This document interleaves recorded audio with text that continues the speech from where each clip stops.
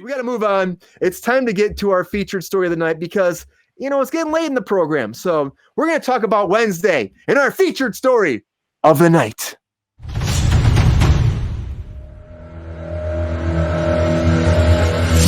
All right, everybody. So this is something that's been coming up over and over again in our program. People seem to like us talking about Wednesday. Well, finally finished watching Wednesday last night. So I think it's time to have a little conversation, a little spoiler-ish kind of talk, but also just diving into this series a little bit and talking about the first season, especially now that we know it's coming back for another season and that Jenna Ortega was just talking about it at the Golden Globes, as we talked about. So let's get into Wednesday. Now, right off the bat, I'm going to say this is not what I expected the show to be. I really thought it was going to be kind of like a teeny bopper kind of show. I just didn't really think it was going to have much substance. The Addams Family and Addams Family Values, they were great. They were great movies growing up as a kid. I loved them. Christopher Lloyd as Uncle Fester was amazing. Like the whole casting, Christina Ricci as Wednesday originally was amazing. So I'm like, who can actually fill her shoes, right? I think Jenna Ortega and this whole thing does a great job. Oh, it should be called Thursday, right? That's hilarious. Season 2. Now it's Thursday. Well, if it all took place on Wednesday, it'd be great. But this was more of like a Nancy Drew whodunit thing. And that's why I'm naming this episode an Addams Family Mystery. Because really, it was all about a mystery. You didn't really know who was the killer, who they're working with. It makes you think one person is, and then it switches. As we were watching the show, I kept being like, no, I think this is because there's a creature called a Hyde that's in there. It's pretty much a Jekyll and Hyde type thing. So someone's turning into a Hyde creature that's being controlled by someone else. And this Hyde creature is going about the town killing people. So if you haven't watched it, that's kind of the premise. So Wednesday is going to school, and there's this creature killing all these people. This school is called Nevermore. It's where her parents went. She's living in her parents' shadows, trying to find her way. She's Wednesday. Jenna Ortega does a great job playing this character to me. I think she really embodies it, which I was really happy with because I wasn't really sure how she would be because Wednesday is a tough character to play. And she really does a great job. Really, my main problem with the casting overall, did I miss something? Did I miss something? Here it comes. Another shout out to Antoine Dodson. Hide your kids. Hide your wife. Yep. Those hides are coming. You are hilarious. Whoever's coming, we love you. Keep coming back to Cruise Control. Tell all your friends, tell your family, hide your wife, hide your kids. It's Tuesday night on Cruise Control. Yeah. But the premise of the show actually, I thought really worked. And Christina Ricci coming back was great. Of course, she can't be Wednesday because, she's older now. So they found a great spot for her in this. And honestly, the way it all came together, I was really happy with it. And as Jake said again about Sandman earlier on, it's like one of those things where it could end right here. And of course, Tim Burton made this. So I don't think maybe Tim Burton was hoping there'd be more. But again, Tim Burton does it. He's probably just like, I want to do something good. And if it does more, it does more, but not really leaving it open. It is open, but at the same point, it ends very well. Sabrina, you watch this. What's your thoughts on Wednesday after finishing the finale? And are you excited for a season 2 moving forward? I have to say that I was wrong because I had no desire to watch it and I thought it was going to be shit. But it was actually very interesting. The first 2 episodes, I kind of was like, ugh, I get it. She hates everything. Like, you know what I mean? Like, it's very like, they really push it. Like every line of dialogue is like emphasized on, the fact that she is an Addams, you know what I mean?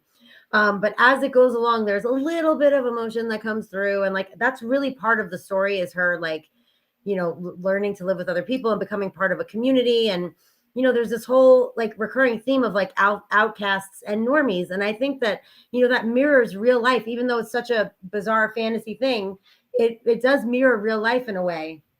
And, it does give a lesson, to like not judge people and, to coexist harmoniously.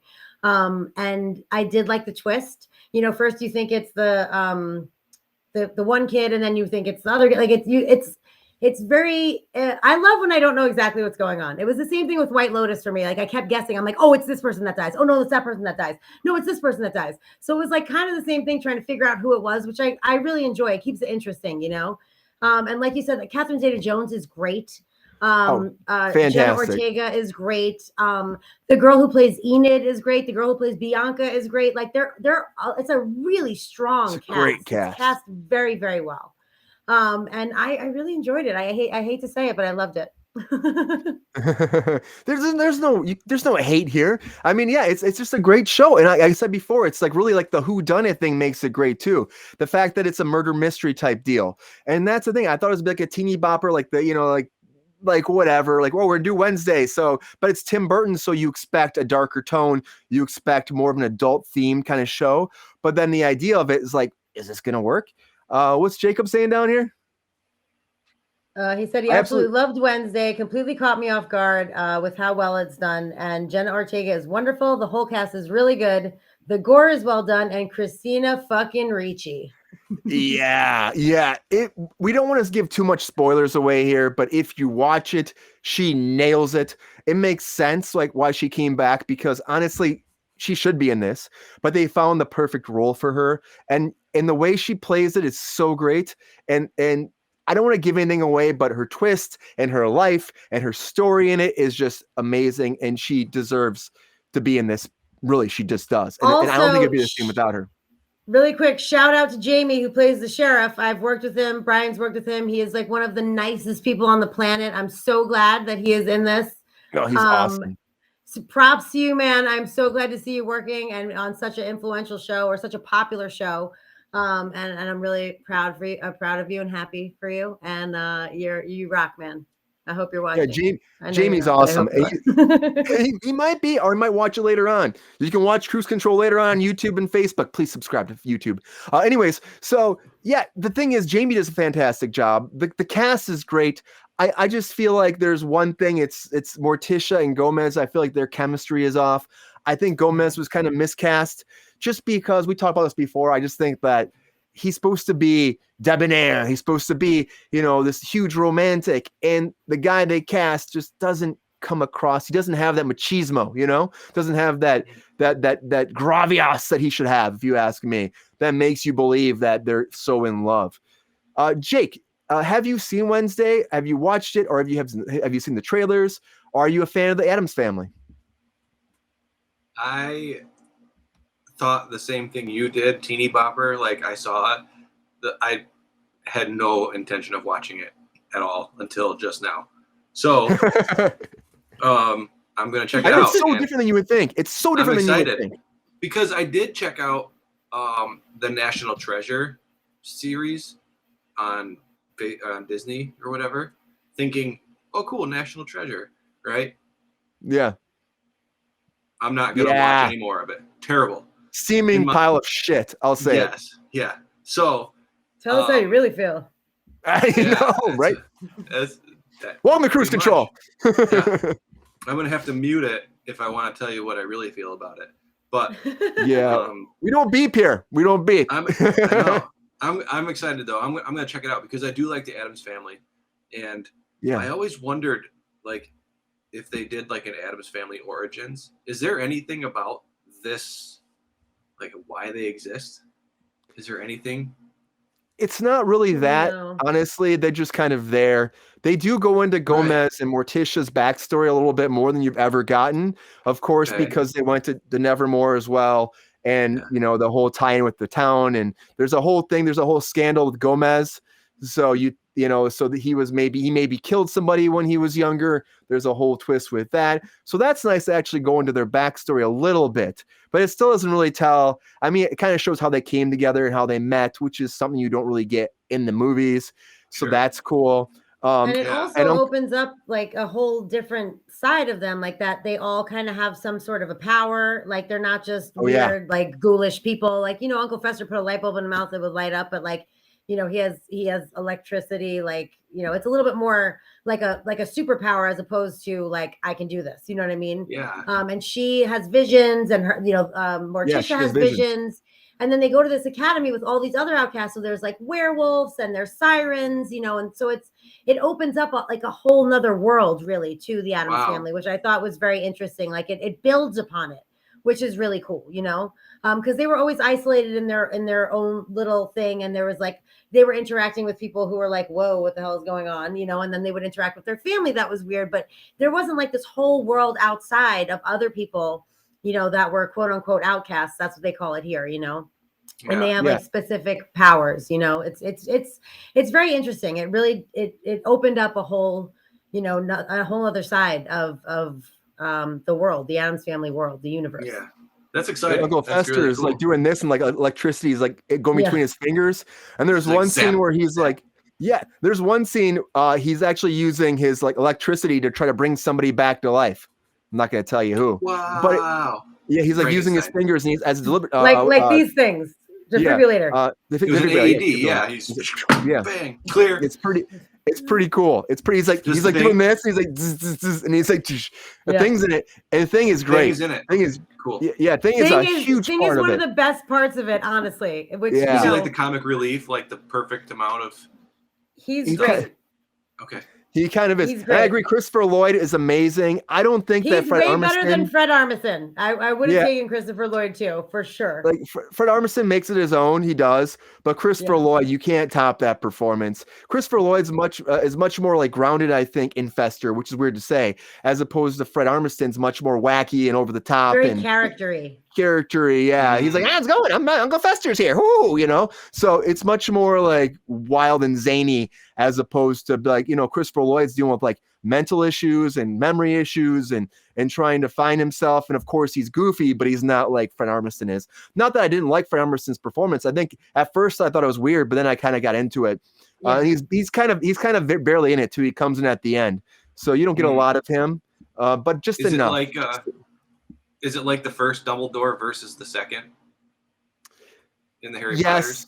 Yeah, kind of. Because the first Dumbledore really was Dumbledore. But, you know, you really do fall in love with the second one because of, you know, you get so much more of his performance, you know, compared to the initial who passed away. So it's one of those things. But Fred Armisen did a great job still. It just wasn't the same. Thing, though, but Thing was awesome. Thing was so cool because Thing actually, he comes into play like he's supposed to be spying on Wednesday for Morticia and Gomez. And Wednesday catches him right off the bat. And then she's like, pins him down. It's like, you will work for me. Oh, wow. And then he becomes this whole thing where he's that could be. Dude, it's great. All of a sudden, he's like working for her. He's going undercover for her. He's like, it's like this, all these hijinks with her, which works so well. He's like, he becomes friends with all of the other people at the school, like her roommate. He can communicate with the roommate. He does sign language. Really great. Yeah. He does sign language, talk to people. So cool. He gives thumbs up. I love when he flicks people off. It's great. You know, that's awesome. He's a lot of fun. Whoever played that part must have had a great time with their green screen arm, moving their hand around the screen the whole time. But they did a great job. Principal Weems was amazing as well, which is the same person that I can't remember her name. Gwendolyn something. From her, and also Lucifer from Sandman. She's amazing. Like from the moment you see her, she just nails the character. There's a lot of really, really great acting in the show, which is kind of surprising for what it is. But I think it's done really, really well. Yeah, I know. I didn't know that either until you told me, and then I was like, well, I guess I'll watch it now. But I had no idea. I was like, ugh, Wednesday. Like I don't know. I guess I automatically assume things are going to be shit because there's so much shit out there, honestly. But I should probably have a little bit more of an open mind. Because it was really, really good. It was great. And all I thought about was like the TikTok dance out there. Everybody's doing the TikTok dance. So that kind of slowed me down watching it too. You probably saw that, Jake. There's a dance. Oh, you didn't see it? Well, Jenna Ortega. She goes, it was on Instagram. It was, she does a dance, a really character-y kind of dance. She goes to like a prom kind of deal. It's called like the Raven or, and she does this dance and everyone was doing it on TikTok because it's so like quirky and weird. So that was like the one thing I saw and I was like, oh, again, I thought, oh, Teeny Bopper, we're going to the dance, Yeah. But it's really so much like that episode, the way it ends, you're like, oh, this isn't just a normal dance. Like it rains blood during that episode. Well, so some serious Carrie vibes there. Yeah, I was gonna say like Carrie. That's crazy. Yeah. So there's some really cool stuff that they kind of touch on, Easter egg kind of things. Again, it opens up the Addams Family into a whole new universe that never was there before, and really makes me excited for season 2. Before I was like, they're doing a season 2 of this shit. But then I saw it and I'm like, oh, it makes so much sense. And the way they left it off, it could have been done. It really could have just been done right there. It could have been that chapter in her life. But they do leave breadcrumbs for a season 2, and it makes me excited about it because the whole Hyde thing was done really well, and it's really kind of fun. The whodunit, like you're not really sure, and they misdirect you so many different ways in it. And even like Wednesday, like her kind of mentality, trying to figure out who it is, you're right there with her, like trying to figure it out, and she's really a sleuth in the whole thing, which I think works so well. So honestly, I give this like 2 thumbs up. Because there's been a lot of reference to Edgar Allan Poe lately. Yeah. So like sleuth, and he was the one who invented the detective genre, really. So I don't know, that's cool. I've been noticing that a lot, and I really enjoy Edgar Allan Poe, so that's cool. Like with the Raven thing and the Nevermore, I'm gonna watch it to figure out what you're talking about. But yeah, check it out. It's not that long either. You should definitely watch it. It goes fast. It really does go fast, but it's really fun. I honestly say if you haven't watched out there, everybody check it out because it's a good series, and I'm excited for season 2. Again, I'm sorry it took so long to watch it, but now that we have, like, I get it. We get it, everybody. It was great. So what do you think about Wednesday? That's the question. Leave us some comments. We had some people here saying, yeah, it was great. Yeah. Bring Thing on as a guest. I would love to have Thing here. Maybe we'll figure that out.